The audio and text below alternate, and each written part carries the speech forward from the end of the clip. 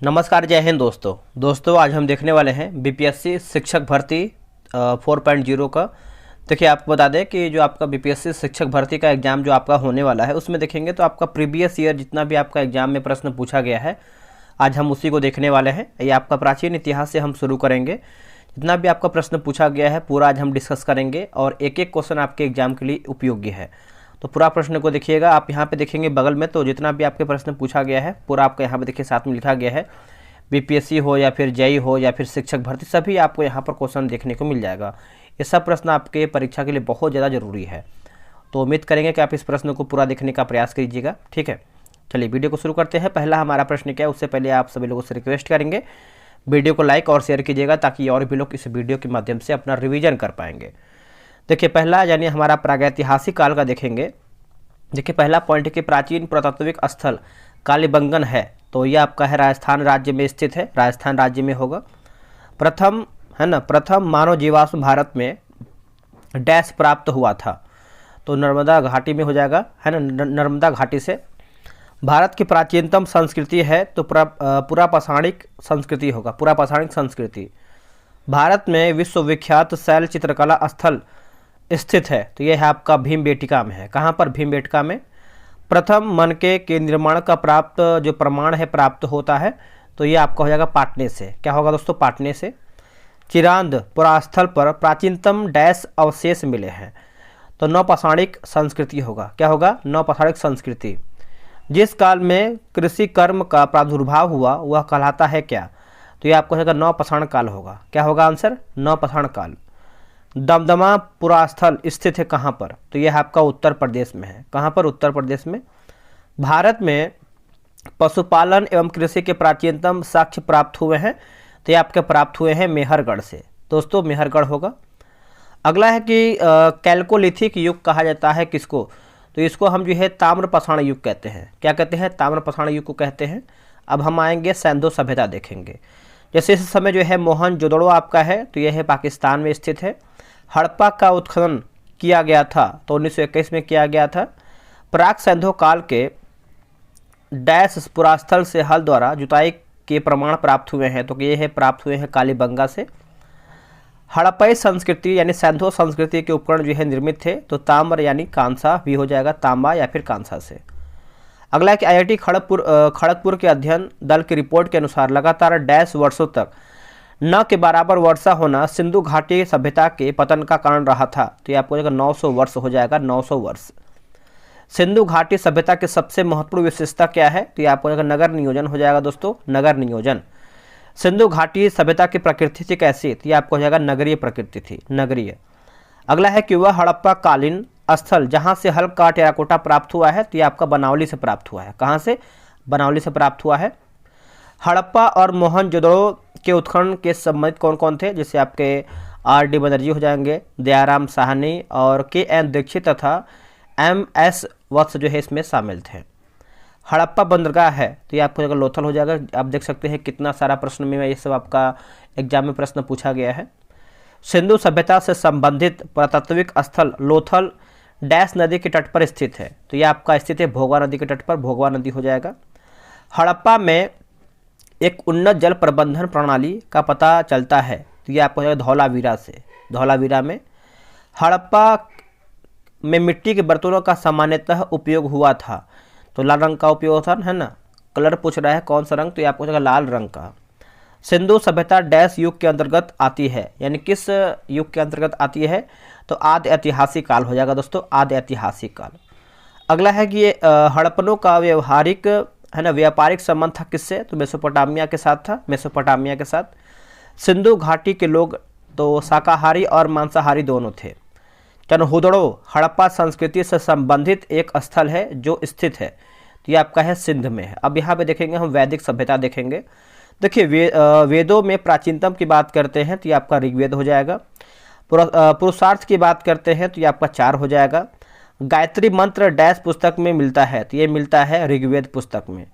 यज्ञ हेतु 7 प्रकार के पुरोहित का वर्णन मिलता है, तो ये आपका ऋग्वेद में देखने को मिलता है, ऋग्वेद में। वेदों की संख्या तो 4 हो जाएगा। त्रय का अभिप्राय की बात करते हैं तो 3 वेद हो जाएगा।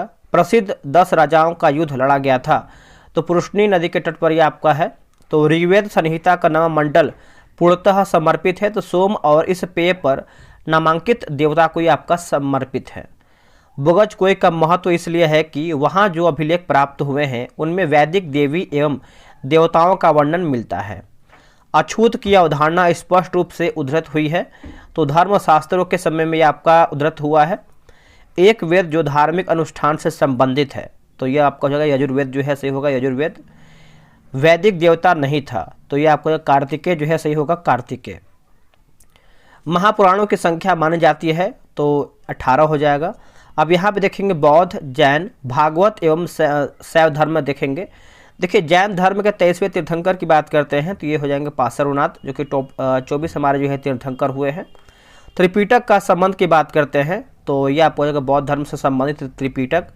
बौद्ध धर्म ने अपना प्रथम उपदेश दिया था, तो ये आपको हो जाएगा सारनाथ में। आप यहाँ पे देख सकते हैं कितना सारा प्रश्न यानी एग्जाम में आपका प्रश्न पूछा गया है। तो बहुत ये सब जो है प्रश्न आपके परीक्षा के लिए उपयोगी है। अगला हमारा कि बोध गया में ज्ञान प्राप्त हुआ था, तो गौतम बुद्ध को प्राप्त हुआ था। भगवान बुद्ध ने ज्ञान प्राप्त करने के लिए कई वर्षों तक तपस्या और साधना में जीवन व्यतीत किया था, तो ये आपका हो जाएगा गया में किया था। बोध गया में महाबोधि मंदिर बनाया गया, जहाँ तो गौतम बुद्ध को ज्ञान प्राप्त हुआ था। ठीक है, आप इसे उसको याद रखिएगा। आगे देखेंगे दोस्तों, देखिए अगला हमारा है कि बोध गया में महाबोधि है ना, बोध गया में महाबोधि मंदिर बनाया गया था, तो गौतम बुद्ध के ज्ञान प्राप्त हुआ था। तृतीय बौद्ध सभा का सभापतित्व जो है किया गया था, तो मोगलीपुत्र तीर्थ द्वारा ये किया गया था। अगला है तृतीय बौद्ध संगीति आयोजित हुई थी, तो पाटलिपुत्र में हुई थी। प्रथम बौद्ध महासभा आयोजित हुई थी, तो ये आपका राजगिरी में हुआ था। वह शासक जिसने चतुर्थ बौद्ध संगीति कश्मीर में आयोजित किया था, तो ये आपको कनिष्क जो है, सही होगा। चौथी बौद्ध संगीति बुलाई गई थी, तो ये आपको कनिष्क के द्वारा बुलाया गया था। भगवान बुद्ध के महापरिनिर्वाण के बाद पहले बौद्ध संगीति हुई थी, तो ये आपका राजगिरी यानी राजगीर में हुआ था। प्रथम बौद्ध परिषद को बुलाया गया था, तो अजातशत्रु द्वारा ये बुलाया गया था। चतुर्थ बौद्ध संगीति यानी काउंसिल का आयोजन हुआ था, तो कनिष्क के शासनकाल में ये आपका हुआ था। महात्मा बुद्ध ने महापरिनिर्वाण प्राप्त किया था, तो कुशीनगर में प्राप्त किया था।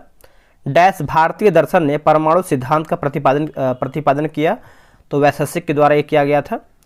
त्रिरत्न या फिर 3 रत्न जैसे सटीक ज्ञान, सच्ची आस्था और सटीक क्रिया संबंधित है किससे, तो ये आपका है जैन धर्म से संबंधित है, जैन धर्म से। पाटलिपुत्र में बुलाई गई प्रथम जैन संगीति के अध्यक्ष कौन थे, तो ये हैं आपके स्थूलभद्र हो जाएंगे, स्थूलभद्र। महात्मा बुद्ध की माता का नाम क्या था, तो महामाया नाम था। गौतम बुद्ध का जन्म हुआ था, तो लुम्बिनी में हुआ था, 563 ईसा पूर्व में हुआ था। बरहुत एवं अमरावती सुप्रसिद्ध केंद्र थे, तो ये है बौद्ध धर्म के केंद्र थे। वे शिक्षक जिसने बुद्ध ने महाविनिष्क्रमण गृह त्याग के बाद सबसे पहले ज्ञान प्राप्ति प्रयास किया था, तो अलार कलाम एवं रुद्रक रामपुत्र से किया था। बौद्ध संघ की प्रथम महिला अनुयायी कौन थी, तो उनकी मौसी थी, जो कि प्रजापति गौतमी थी। बुद्ध की ईश्वर की अवधारणा के विषय में सत्य कथन क्या है, तो ईश्वर का अस्तित्व नहीं है। जैन धर्म के प्रवर्तन महावीर जी का मोक्ष स्थान स्थित है, तो ये आपको हो जाएगा पावापुरी में। क्या होगा दोस्तों, पावापुरी में। वह स्थान जहां महावीर ने पूर्ण आध्यात्मिक ज्ञान यानी केवल्य ज्ञान प्राप्त किया था, तो ये आपको हो जाएगा जिरिम्भिक ग्राम हो जाएगा। महावीर का जन्म स्थान की बात करते हैं, तो ये आपको कुंडल ग्राम, ये कई बार प्रश्न पूछा गया है। त्रिपिटक धार्मिक पुस्तक है, तो बौद्ध धर्म की धार्मिक पुस्तक है। त्रिपिटक लिखा गया है, तो पाली भाषा में लिखा गया है। भागवत संप्रदाय के विकास में अत्यधिक योगदान था, तो ये गुप्त का था। आजीवक संप्रदाय के संस्थापक कौन थे, तो मखली गोसाल। बरार की गुफाओं का उपयोग आश्रम गृह के रूप में किया है, तो यह आपको हो जाएगा आजीविकों ने। सबसे पूर्वकालिक जैन ग्रंथ कहलाता है, तो 14 पूर्व हो जाएगा। जैन कल्पसूत्र को लिखा है, तो भद्रबाहु ने। प्रथम तीर्थंकर की बात करते हैं, तो ऋषभदेव हो जाएंगे। और वह बात जो बौद्ध धर्म तथा जैन धर्म में समान नहीं है, तो यह आपको हो जाएगा आत्मदमन हो जाएगा, आत्मदमन। अब यहाँ पर देखेंगे हम 16 महाजनपद देखेंगे। देखिए कौशल एवं मगध के मध्य संघर्ष का प्रारंभ हुआ है, तो अजातशत्रु के समय में हुआ है। मगध शासक बिंबिसार का चिकित्सक था कौन, तो जीवक हो जाएगा। पाटलिपुत्र डैश राजवंश की राजधानी थी, तो मगध। 6ठी शताब्दी ईसा पूर्व में बिंबिसार डैश पर राज्य करता था, तो मगध हो जाएगा। वह शासक जिसने सुंदर नगर पाटलिपुत्र की स्थापना किया था, तो ये आपको हो जाएगा उदयन, जो है सही होगा उदयन। अवंती राज्य की राजधानी थी अवंती राज्य की, तो ये आपका उज्जैन होगा। अवंती का राजा कौन था, तो चंद्रप्रघोत, जो है सही होगा चंद्रप्रघोत। 6ठी शताब्दी ईसा पूर्व में एक गणतंत्र था, तो ये आपका मल्ल, जो है सही हो जाएगा मल्ल। मगध की प्रारंभिक राजधानी थी कौन सी, तो राजगिरी या फिर गिरिब्रज भी बोल सकते हैं। अजातशत्रु के वंश का नाम क्या था, देखिए अजातशत्रु के वंश का नाम देखेंगे तो आपका हर्यक हो जाएगा। विश्व का पहला गणतंत्र वैशाली में स्थापित किया गया था, तो लिच्छवी के द्वारा किया गया था, लिच्छवी के द्वारा। अगला हमारा है कि ईसा पूर्व 6ठी सदी में विश्व की प्रथम गणतंत्रात्मक व्यवस्था थी, तो ये वैशाली में थी। 16 महाजनपदों की सूची उपलब्ध है, तो अंगुत्तर निकाय में उपलब्ध है दोस्तों, अंगुत्तर निकाय में। प्रथम मगध साम्राज्य का उत्कर्ष डैश शताब्दी में हुआ था, तो ईसा पूर्व 6ठी शताब्दी आपका हो जाएगा। अगला है कि अंग जनपद की राजधानी थी, तो ये आपका चंपा होगा। वत्स का राज्य स्थित था, तो इलाहाबाद के आसपास होगा, इलाहाबाद के आसपास हो जाएगा। प्राचीन भारत में द्वितीय नगरीकरण से संबंधित क्षेत्र था, तो ये आपको हो जाएगा गांगेय मैदान हो जाएगा, गांगेय मैदान। अब यहाँ पे देखेंगे मौर्य मौर्योत्तर काल देख लेते हैं। जैसे मौर्य साम्राज्य द्वारा महल बनवाया गया था, तो कुम्हार में हो जाएगा, कुम्हार में। शक संवत का प्रारंभ हुआ था, तो 78 ईस्वी में हुआ था। 2री शताब्दी के आसपास रचित संस्कृति के शिलालेख के अनुसार दूरदर्शन झील है ना, माफ कीजिएगा सुदर्शन झील एवं कृत्रिम जलाशय की मरम्मत किया था, तो रुद्रदामन ने दोस्तों ये किया था, रुद्रदामन ने। अगला है कि मौर्य साम्राज्य का अंतिम शासक कौन था, मौर्य साम्राज्य का, तो ये आपको हो जाएगा बृहद्रथ, जो है सही होगा बृहद्रथ। मेगास्थनीज को राजदूत के रूप में डैश के दरबार में भेजा गया था, तो चंद्रगुप्त मौर्य होगा। वह पुस्तक जो बिंदुसार को एक अभिषिक्त क्षत्रिय वर्णति है ना वर्णित करती है, तो दिव्यवदान जो है से होगा दिव्यवदान। मौर्य काल में कंटक शोधन न्यायालय डैश प्रकार का न्याय करता था, तो ये आपको हो जाएगा फौजदारी। अगला कि समाहर्ता था, तो ये आपका महासंग्रहकर्ता हो जाएगा। मौर्य काल में शासकीय भूमि से प्राप्त आय को कहा जाता था क्या, तो सीता हो जाएगा। मौर्य काल में शिक्षा का सर्वाधिक प्रसिद्ध केंद्र था आपका तक्षशिला हो जाएगा। कौटिल्य का अर्थशास्त्र विभाजित है, तो ये आपको हो जाएगा 15 अधिकरणों में विभाजित है, 15 अधिकरणों में।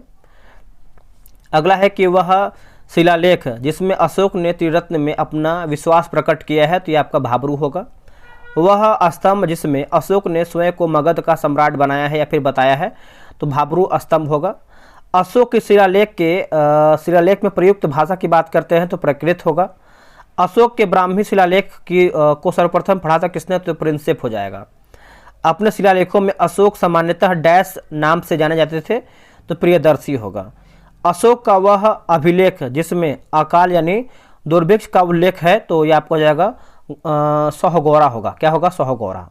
भारत में पहले साम्राज्य की स्थापना डैश शासक के द्वारा किया गया था, चंद्रगुप्त मौर्य होगा। चंद्रगुप्त मौर्य था तो एक प्रबल निरंकुश शासक था, एक प्रबल निरंकुश शासक था। प्रसिद्ध ग्रंथ जो है आपका मुद्रा राक्षस के लेखक कौन थे, तो ये हो जाएंगे विशाखा दत्त हो जाएंगे दोस्तों, विशाखा दत्त। वह अभिलेख जिसमें यह साबित होता है कि चंद्रगुप्त का प्रभाव पश्चिमी भारत तक फैला है, तो रुद्रदामन का जूनागढ़ अभिलेख हो जाएगा। वह शासक जिसने पाटलिपुत्र को सर्वप्रथम अपनी राजधानी बताया या फिर बनाई, तो चंद्रगुप्त मौर्य होगा। वह मौर्य राजा जिसने दक्कन की विजय किया था, तो चंद्रगुप्त होगा। जिसने ग्रंथ में चंद्रगुप्त मौर्य का विशिष्ट रूप से वर्णन हुआ था, तो विशाखा दत्त होगा।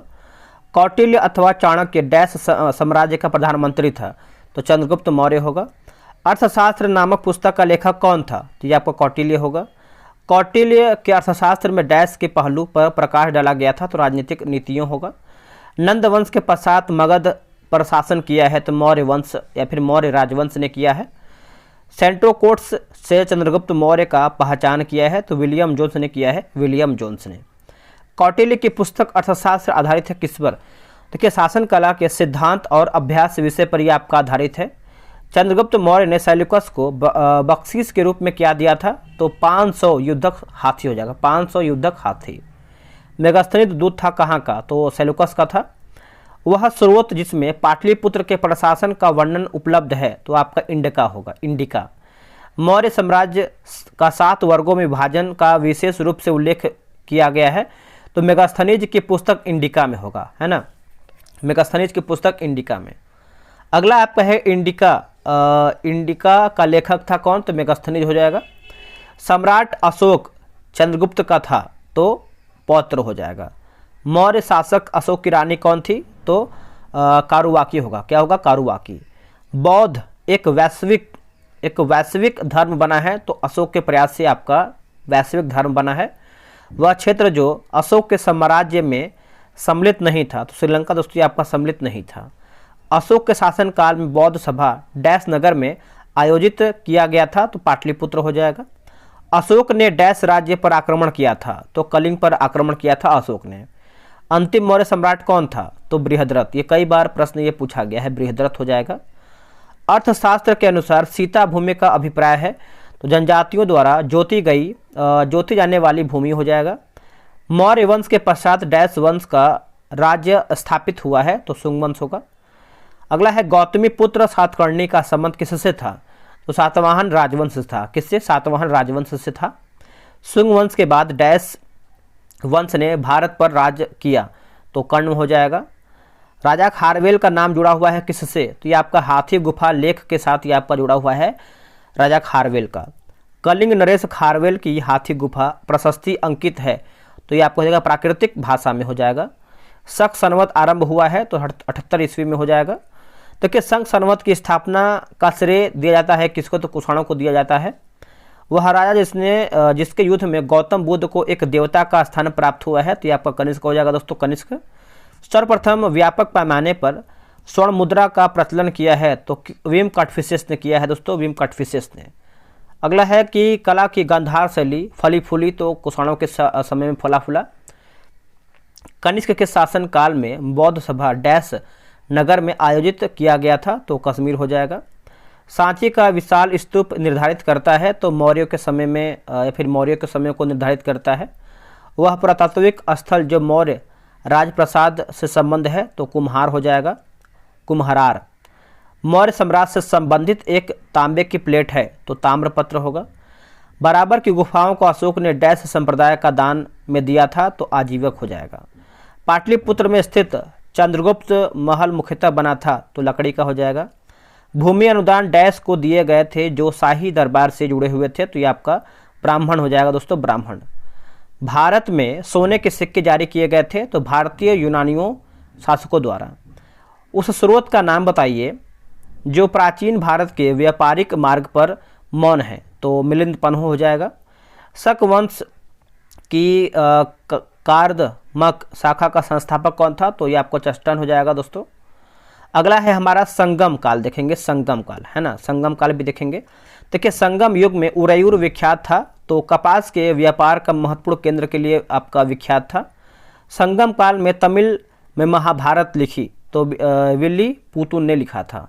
गुप्त काल एवं गुप्तोत्तर काल देखेंगे। देखिए एरण अभिलेख का संबंध शासक से है तो भानुगुप्त से है। हरिसेन गुप्त शासक का दरबारी कवि कौन था, तो समुद्रगुप्त हो जाएगा। वह प्रसिद्ध शासक जिसने अपनी माता के नाम पर विजयनगर के पास नागलपुरम की एक उपनगर बस्ती की स्थापना किया था तो ये आपको कृष्णदेवराय जो है सही होगा, कृष्णदेवराय। ये इंपॉर्टेंट है आपके एग्जाम के लिए। पंचतंत्र दोस्तों किसने लिखा था, तो विष्णु शर्मा द्वारा ये लिखा गया है। झांसी के पास देवगढ़ का मंदिर और इलाहाबाद के पास गढ़वा मंदिर में बनी मूर्तियां के महत्वपूर्ण अवशेष हैं तो ये आपको गुप्त काल जो है सही होगा, गुप्त काल। वह गुप्त शासक जिसने सर्वप्रथम महाराजा धीराज की उपाधि धारण किया था तो चंद्रगुप्त प्रथम जो है सही उत्तर हो जाएगा, चंद्रगुप्त प्रथम। नालंदा ताम्रलेख में डैश शासक को परम भागवत कहा गया है, परम भागवत। तो दोस्तों ये आपको हो जाएगा समुद्रगुप्त जो है सही होगा, समुद्रगुप्त। प्राचीन भारत को या फिर प्राचीन भारत का नेपोलियन कहा गया है किसको, समुद्रगुप्त को कहा गया है। इलाहाबाद स्तंभ अभिलेख की 81वीं पंक्ति में आर्यावर्त के डैश शासकों का जिक्र जो है किया गया है तो 9 हो जाएगा। प्रसिद्ध इलाहाबाद प्रशस्ति का लेखक था कौन, तो हरिसेन हो जाएगा। समुद्रगुप्त के विजयों का उल्लेख मिलता है तो इलाहाबाद अभिलेख में होगा, इलाहाबाद अभिलेख में। प्राचीन भारत में सबसे अधिक समय तक शासन किया है? तो गुप्त वंश ने किया है। नगरों का कृत्रिम पतन डैश काल की एक महत्वपूर्ण विशेषता है? तो गुप्त काल हो जाएगा दोस्तों। वह शासक वंश जिसने मंदिरों एवं ब्राह्मणों को सबसे अधिक ग्राम अनुदान में दिया था, तो ये आपको हो जाएगा गुप्त वंश जो है सही हो जाएगा, गुप्त वंश।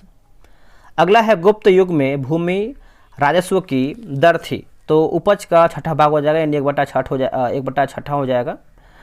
गुप्त का उत्तरोत्तर गुप्त काल में अर्थव्यवस्था में पतन दिखता था, यह तर्क दिखा है तो R.S. शर्मा ने।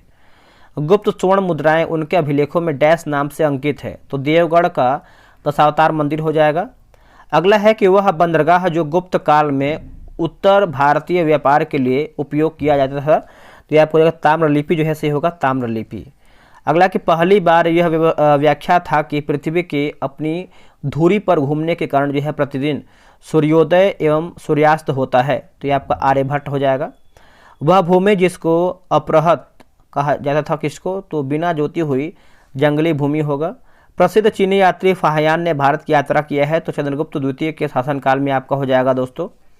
अगला कि चंद्रगुप्त द्वितीय ने साम्राज्य के शासक थे, तो गुप्त होगा। अगला कि मेहरौली लौह स्तंभ अभिलेख का चंद्र जो है आपका किससे संबंधित है? तो ये आपको चंद्रगुप्त द्वितीय से आपका हो जाएगा। गुप्त शासकों में से विक्रमादित्य उपाधि धारण किया है, तो चंद्रगुप्त द्वितीय ने किया है। अगला है कि वह गुप्त शासक जिसने शकों को पराजित किया है और इस कारण जो है आपका सकारी कहलाता है क्या? तो ये आपको हो जाएगा शिकारी जो भी है, चंद्रगुप्त द्वितीय हो जाएगा। तीन प्रसिद्ध बंदरगाहों आपका सोपारा, काम्बे और भड़ौच को गुप्त साम्राज्य में मिलाया गया है, तो चंद्रगुप्त विक्रमादित्य द्वारा। वह गुप्त शासक जिसने अपने बड़े भाई की हत्या का सत्ता प्राप्त किया है, यानी हत्या का जो है सत्ता प्राप्त किया है, तो चंद्रगुप्त द्वितीय। गुप्त सम्राट जिसने हूणों को पराजित किया था, तो स्कंदगुप्त होगा। मुद्रा राक्षस नामक पुस्तक जो है किसके लेखक हैं? तो ये हो जाएगा विशाखा दत्त। देवकी चंद्र गुप्तम नाटक रचनाकार हैं कौन? तो विशाखा दत्त हो जाएंगे। 12 प्रकार की भूमि का वर्णन किया था अमरकोश में। आयुर्वेद के प्रसिद्ध ग्रंथ अष्टांग हृदय के रचनाकार हैं आपके बागभट्ट हो जाएंगे। अगला है कि वह कवि जिसने कुमार संभव महाकाव्य लिखा है, तो कालिदास। ताम्रलेख दर्शाते हैं कि प्राचीन काल में बिहार के राजाओं का संपर्क था, तो जावा सुमात्रा से। कर्नाट वंश का संस्थापक कौन था? तो नान्यदेव हो जाएगा, नान्यदेव जो है से होगा नान्यदेव। कर्नाट वंश का अंतिम शासक की बात करते हैं, तो हरि सिंह। नालंदा विश्वविद्यालय के संस्थापक युग की बात करते हैं, यानी स्थापना युग की बात करते हैं, तो गुप्त युग हो जाएगा। नालंदा विश्वविद्यालय के संस्थापक थे कौन? तो कुमार गुप्त हो जाएंगे। उसके बाद नालंदा विश्वविद्यालय के विनाश का कारण क्या था? तो आपका मुस्लिम आक्रमण। नालंदा विश्वविद्यालय प्रसिद्ध यानी विश्व प्रसिद्ध था, तो बौद्ध धर्म दर्शन के लिए प्रसिद्ध था, आपका विश्व प्रसिद्ध था। अगला है कि चीनी यात्री ह्वेनसांग ने डैश विश्वविद्यालय में अध्ययन किया है, तो नालंदा में दोस्तों आपका अध्ययन किया था नालंदा में। थानेश्वर राजधानी थी, तो ये आपका वर्धनों की राजधानी थी, वर्धनों की। हर्षचरित नामक पुस्तक लिखा है किसने? तो बाणभट्ट ने लिखा है, बाणभट्ट ने। हर्षवर्धन के शासनकाल में डैश चीनी यात्री ने भारत की यात्रा किया था, तो ये आपका जगह ह्वेनसांग होगा। वर्धन राजवंश की स्थापना किया है, तो पुष्य भूति ने किया है। चीनी यात्री युआन चुआंग ह्वेनसांग भारत पहुंचा था, तो 629 ईस्वी में हो जाएगा, 629 ईस्वी में। अब यहाँ पे देखिए सुमिलित है, जैसे चंद्रगुप्त प्रथम की बात करेंगे दोस्तों, चंद्रगुप्त प्रथम की, तो कुमार देवी, और उसके बाद समुद्रगुप्त की बात करेंगे तो प्रयाग प्रशस्ति हो जाएगा, प्रयाग शिलालेख हो जाएगा। चंद्रगुप्त द्वितीय की बात करेंगे तो आपका विक्रमादित्य, और कुमार प्रथम की बात करेंगे कुमारगुप्त प्रथम, तो आपका महेंद्रगिरी हो जाएगा। कलहड़ की पुस्तक का नाम की बात करते हैं, तो ये आपका राजतरंगिणी हो जाएगा।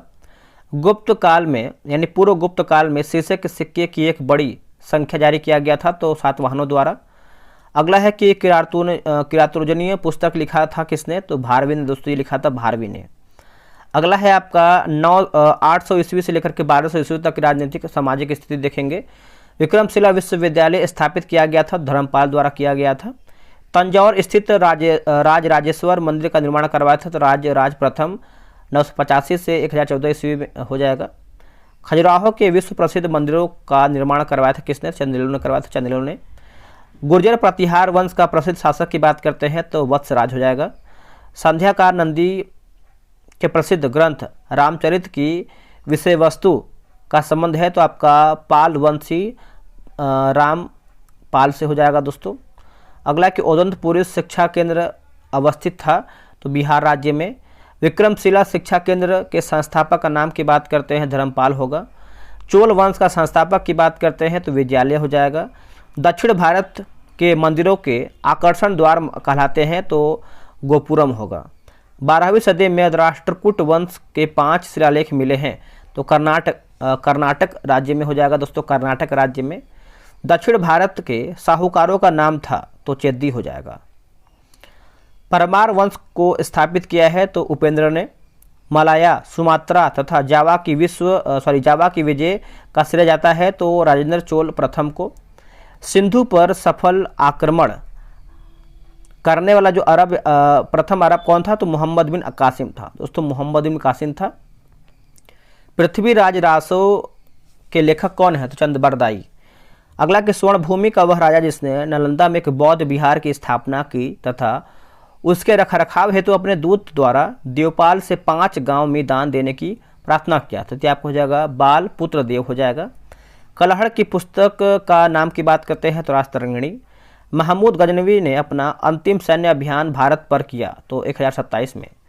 ऐहोल में दुर्गा मंदिर का निर्माण हुआ है तो चालुक्य काल में आपका हुआ है। अब यहाँ पे देखिए विविध यानी मिसलिनियस देख लेते हैं। देखिए प्रथम तराइन युद्ध में पृथ्वीराज चौहान ने पराजित किया तो मोहम्मद गौरी को 1191 में होगा। अजंता की गुफाएं हैं तो महाराष्ट्र राज्य में है। बद्रीनाथ धाम डैश राज्य में स्थित है तो ये है आपका उत्तराखंड में है। अगला कि बोरोबुदुर विश्व में सबसे अद्भुत स्तूप है और इसकी मूर्ति और मूर्तिकला शानदार उदाहरण है तो भारत जावा कला का हो जाएगा। राग विबोध ग्रंथ के लेखक का नाम क्या है तो सोमनाथ हो जाएगा दोस्तों, सोमनाथ। अगला है कि प्राकृतिक प्रकाश का ग्रंथ लिखा है तो वररुचि ने। पूर्व मध्यकालीन भारतीय साम्राज्य व्यापक स्तर पर स्थानीय स्वशासन के लिए प्रसिद्ध था तो चोल हो जाएगा। अभिज्ञान शाकुंतलम का लेखक कौन है तो कालिदास। अगला कि प्रतिनूतन काल समाप्ति की तिथि है तो 10,000 वर्ष पूर्व हो जाएगा। द्वितीय नगरीकरण में डैश धातु का प्रमुख योगदान था तो लोहा हो जाएगा। भारत के प्राचीनतम सिक्के हैं तो आहत सिक्के। प्राचीन भारत की वह लिपि जो दाहिने से बाईं ओर लिखी जाती है तो खरोष्टी होगा। प्राचीन भारतीय शिक्षा व्यवस्था में शिष्य डैश शब्द में जो है आपका शिक्षा आरंभ करते थे तो आपका ओम हो जाएगा। विश्व का सबसे ऊंचा कहा जाने वाला विश्व शांति स्तूप बिहार में है तो ये आपका राजगीर जो है सही हो जाएगा, राजगीर। नौ नालंदा महाविहार विख्यात है तो पाली अनुसंधान संस्थान के लिए हो जाएगा, पाली अनुसंधान संस्थान के लिए। अगला है कि बौद्ध, हिंदू एवं जैन शैलकृत गुफाएं एक साथ विद्यमान है तो एलोरा में हो जाएगा, एलोरा में। शैल चित्रों में अलंकृत बाग गुफाएं डैश पर्वत श्रेणी में पाई जाती है तो विंध्याचल। अगला के शाक्य वंशियों द्वारा बनाया गया बौद्ध स्तूप स्थित है तो पिपरहवा हो जाएगा। चीनी यात्री सुंगयून ने भारत की यात्रा तो 515 से 520 ईस्वी के मध्य है। अगला के स्वप्न वासव दत्ता के लेखक हैं भास। धर्म शास्त्रों में भू राजस्व की दर की बात करते हैं तो 1/6 होगा। 800 से 600 ईसा पूर्व का काल डैश युग से जुड़ा हुआ है तो ब्राह्मण युग होगा। पाणिनिकृत अष्टाध्यायी संबंध किससे तो व्याकरण से है। मृक्षकटिकम का लेखक कौन है तो ये है शूद्रक हो जाएगा दोस्तों, शूद्रक हो जाएगा। अगला है अजंता की चित्रक से डैश चित्रों का वर्णन मिलता है तो जातक होगा। सूर्य सिद्धांत के लेखक है कौन तो आर्यभट्ट। अप्रतिरथ डैश हिंदू देवता और एक नाम है तो यह है विष्णु का। अगला राजनीति रत्नाकार के लेखक कौन है तो यह है चंद्रशेश्वर हो जाएगा, चंदेश्वर माफ कीजिएगा, चंदेश्वर। अगला कि उद्वंत प्रकाश के लेखक कौन है तो यह है मौली कवि। हूण राजा तोरमाड़ डैश ओलियार का राजा द्वारा पराजित किया गया था तो प्रकाश वर्धन हो जाएगा, प्रकाश धर्मन। अगला कि तंजावुर में बृहदीश्वर मंदिर का निर्माण कहाँ करवाया गया था तो राजचोल प्रथम द्वारा करवाया गया था। वह अभिलेख जिसमें विधवा दहन का उदाहरण मिला है तो भानुगुप्त का एरण अभिलेख से आपका हो जाएगा दोस्तों। अगला है कि महावंश के अनुसार बिंबिसार सिंहासन पर बैठा था तो 15 वर्ष की आयु में। अगला कि बराबर पर्वत श्रृंखला स्थित गोरखगिरी विजित किया गया था तो खारवेल के द्वारा।